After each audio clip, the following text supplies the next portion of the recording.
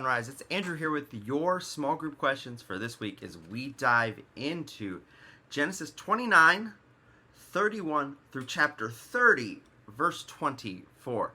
And in this text, what we are observing is the birth of Jacob's children, or at least the vast majority of them. So over the course of this text, we will see the birth of 12 children, 11 sons, and 1 daughter.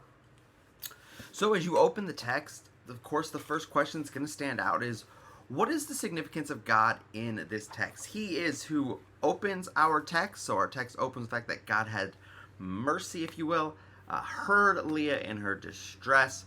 And so we see this picture of God. So what stands out to you in the whole of the text about God's work and God's purpose and how God is working things through this text? So what are some of the key things that stand out to you about that, and how can you defend that purpose? And then as you work through this, what are some things that you see about Leah and Rachel? What is this text telling us about them? What is it telling us about their relationship to Jacob? And in some ways, as you work through it, what is their relationship to God through this whole text? So you're going to see little different instances as time progresses. Again, this is almost a 14-year time period that's wrapped up here. So you see the transitions that happen in life. So what are some of those things that you see as you read this text? Then to that, as well within Rachel and Leah, what are some of the parallels that you see to Jacob and Esau?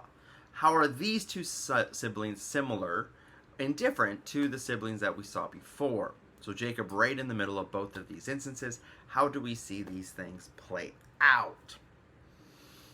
And then from that, what do you see reading the text is the main point that the author here, that Moses wants us to gain from this text? What are the things that we're to draw from this text and see that God wants us to know? And how that changes and shapes us and our relationship to God. So as you work through the text, those are some of the basics. What are the gospel graces that you see in this text? Again, you can point out some of them, some hints. Judah, Levi, huge hints as to some of the gospel ideas that we see in the text, but also just God's continual work through it. So I hope you spend some time in this text. It is a rich text. There's a lot of complexity going on. It's a joyous text. It's a sad text. There's just a lot going on. So as you work your way through it, I hope that you'll also be here on Sunday to hear the word proclaimed. And then again, we're able to discuss these things in our small group and work through God's beautiful, majestic word together and hear what God has to say to us. Can't wait to see and worship with you guys on Sunday.